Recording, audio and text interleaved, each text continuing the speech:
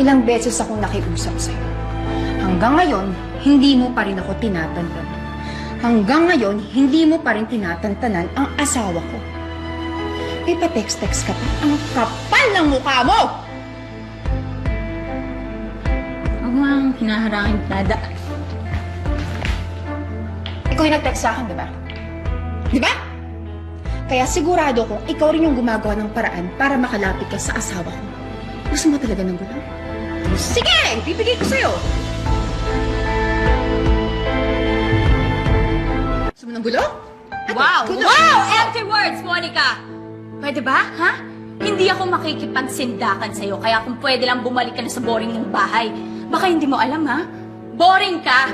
Kaya nga si Adrian naghanap ng excitement sa iba. Teka nga, bakit ka ba nandito hindi mo pa rin ba natatanggap?